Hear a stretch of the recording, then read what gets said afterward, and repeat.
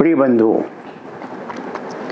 वेद विज्ञान वार्ता की पिछली 19 श्रृंखलाओं में हमने सृष्टि रचयिता परम तत्व परमात्मा और उसके द्वारा रचित पंच प्रवाह सृष्टि, ऋषियों से लेकर जीवों तक की उत्पत्ति, तन नियामक चारों वेद और उनके व्याख्या परक ग्रंथ ब्राह्मण और आरण्यक का सारभूत अर्थ ग्रहण करने का प्रयास किया था। आज 20वीं कड़ी में प्रस्तुत है वेदों के अंतिम भाग, वेदांत रूप उपनिषद साहित्य का स्वरूप बोध। क्या है उपनिषद? इस प्रश्न का सहज और सरल उत्तर है कि वेदों का ज्ञान कांड।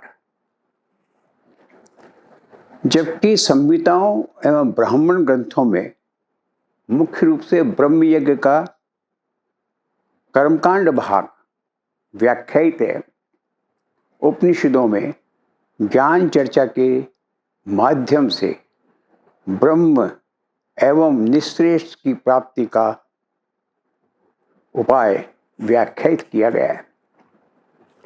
इसलिए ऋषियों द्वारा खोजे गए महान निष्कर्षों एवं सूक्ष्म चिंतन का सारवाली बोध उपनिषद है। उपनिषद नाम के जब निर्वचन को किया जाए, देखा जाए, तो उसका गुण स्वरूप उसके साथ ही प्रकट हो जाता है। उप माने निकट, नी माने नीचे और सद माने बोध कर, बैठकर ज्ञान को प्राप्त किया जाए। इस प्रकार उपनिषद वह ज्ञान है, वो विद्या है जिसे योग्य अंतेवासी शिष्य द्वारा गुरु के अत्यंत निकट बैठकर, उनके चरणों में बैठकर उसे प्राप्त किया हो। आदि शंकराचार्य के अनुसार उपनिषद का उप व नी उपसर्ग से धातु के रूप में विशीर्ण, गति और असाधन के रूप में ब्रह्म शिक्षा प्राप्ति का उपाय बताया गया। क्या है उपनिषदों की महत्ता?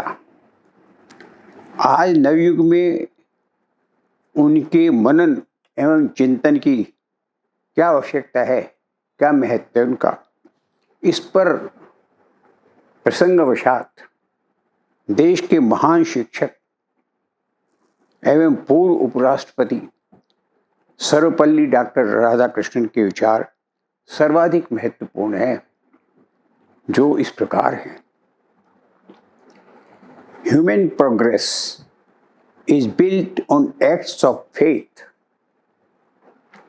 The acts of faith which one civilization is based are to be found in the principles of Upanishads.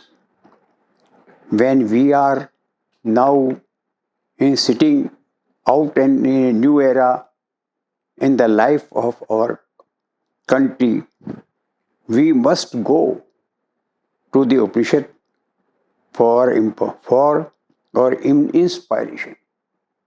हमें अपने प्रेरणा के लिए वे उपनिषदों को देखना चाहिए, ये उनका आग्रह है, उपदेश है।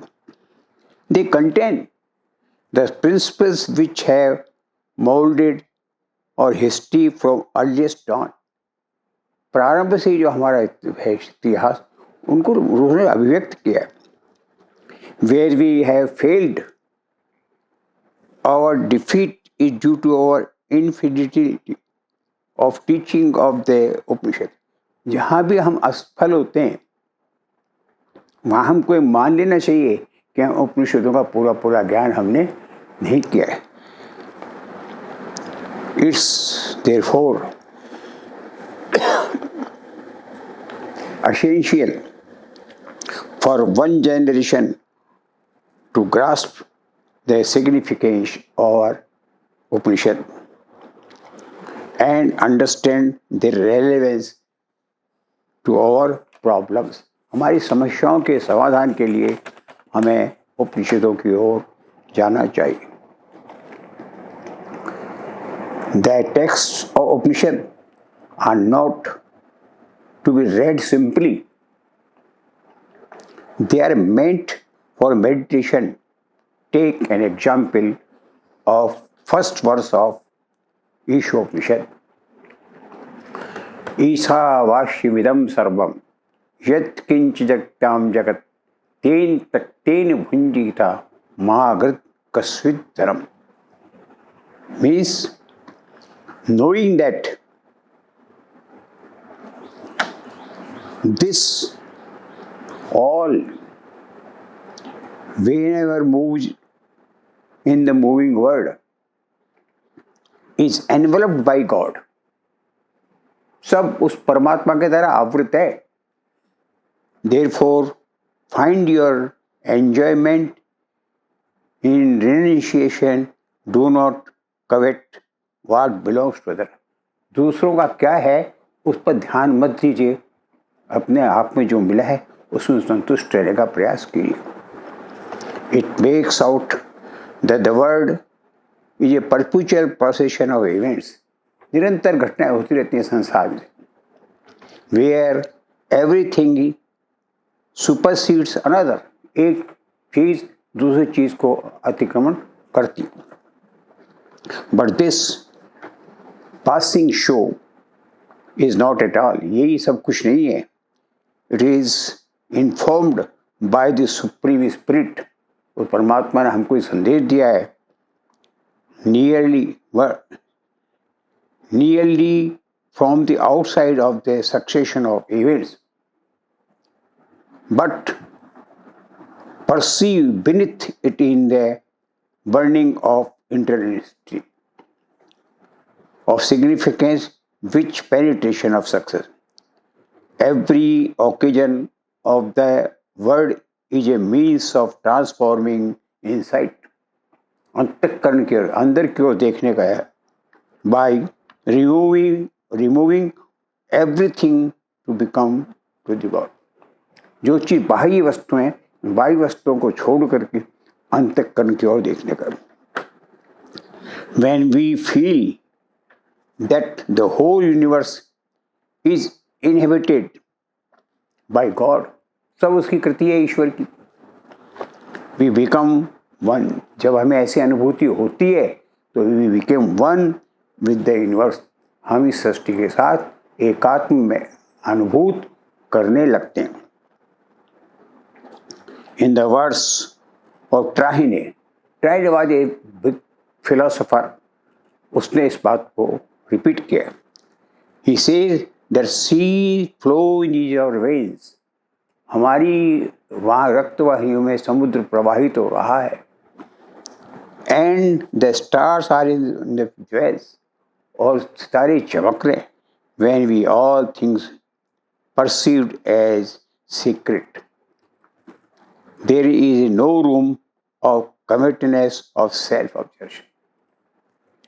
डॉक्टर राधा कृष्णन के ये भावपूर्ण उद्गार ही अपने आप में पर्याप्त है ब्रह्म विद्या अथवा ब्रह्म ज्ञान के समग्र की अवधारणाएं जानने के लिए, आत्मसात करने के लिए. वेदों का सर्वप्रथम ज्ञान जिन तपे पूत ऋषियों को समाधि अवस्था में हुआ, उच्च स्तरीय स्थितियों में हुआ, गुणा उनका बोध अपने निष्ठावान शिष्यों को उपनिषद के माध्यम से समस्त विश्व के बोध एवं कल्याण के लिए ज्ञान कांड के रूप में उन्होंने प्रदान किया, जिसके लिए समस्त मानव जाति को उनका ऋणी होना चाहिए. यद्यपि कालांतर में उपनिषद साहित्य की लोकप्रियता और उपादेयता इतनी ज़्यादा बढ़ गई कि उसको दृष्टिगत रखते हुए परवर्ती विद्वानों ने उपनिषद नाम से कई रचनाओं कर डाली। शताधिक ग्रंथों की रचना उपनिषद के नाम से हुई है। तथापि मूल रूप से जैसा कि हम पूर्व कह चुके हैं, ये वेद का ज्ञान कांड है। जो चतुर्वेद ऋग, यजु, साम और अथर्व से जो संबंधित उपनिषद है, वही वास्तव में उपनिषद हैं। उनका ज्ञान ही आत्मसात करने योग्य है। कौन सी है वे उपनिषद?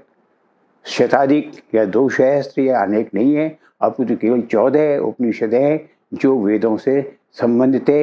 ये हम सबको जानने के लिए यह उनका उल्लेख करना बहुत आवश्यक है। ऐत्रेय और कौशिकी की ऋग्वेद की उपनिषद है। हम मंत्रोपनिषद, छांदोग्य, केन, तैत्तिरीय, मैत्रायणी, कठ, श्वेताश्वेतर, ईश, बृहदारण्यक, प्रश्न, मुंडक और मांडुक्य, ये 14 चतुर्दश उपनिषद मनन, चिंतन, पठन और ज्ञान बोध के लिए आवश्यक है। वास्तविक उपनिषद हैं, इनका सम्यक बोध होना चाहिए, महत्व जानना चाहिए। आगामी कड़ियों में हम ये प्रयास करेंगे कि इन 14 उपनिषदों के संबंध में जो ज्ञान है उसको साझा करने का प्रयास करें। इति ओम।